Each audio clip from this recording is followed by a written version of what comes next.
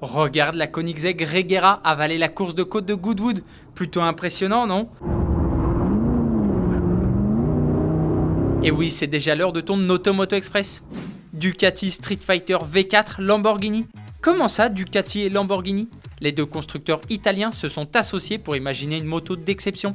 Ils avaient déjà travaillé ensemble sur la Ducati Diavel. Cette fois, c'est la Street Fighter V4S qui a été choisie. Elle est inspirée de la Huracan STO et le moins que l'on puisse dire, c'est que le résultat est impressionnant. Elle développe toujours 208 chevaux, mais s'offre de nombreuses pièces en carbone, des jantes inédites, une sortie d'échappement Akrapovic en titane avec sortie en fibre de carbone et de nombreuses nouvelles pièces. Le numéro 63 fait aussi le lien avec les deux marques, c'est l'année de naissance de Lamborghini, mais aussi le numéro du pilote moto GP Ducati, Francesco Bagnaia. Beau clin d'œil.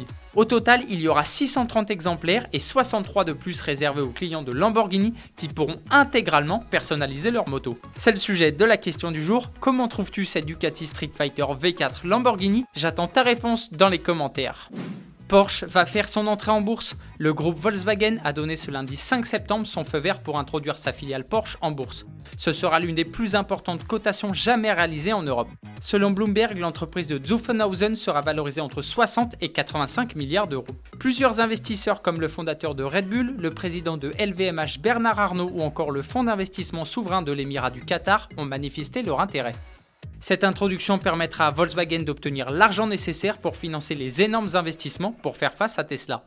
Un monstre pour la piste? Pour imaginer cette Yamaha R1 ultime dédiée à la piste, le constructeur japonais a fait appel à sa gamme GYT-R. Ce sont des pièces de compétition fabriquées avec des matériaux de pointe. Cette moto dispose de plus de 25 pièces GYT-R.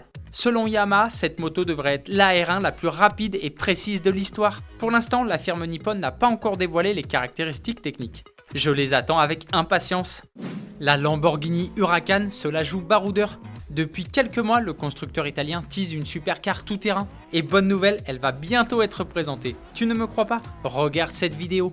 On y voit la Huracan Sterato, c'est son nom, s'amuser dans les chemins. La supercar se distingue de la version de route grâce à une suspension tout-terrain qui lui permet d'augmenter sa garde au sol. Elle dispose aussi de pneumatiques spécifiques. Sa carrosserie reçoit un traitement spécial, notamment au niveau du pare-choc et des passages de roues. On note aussi ses feux style rallye à l'avant du capot.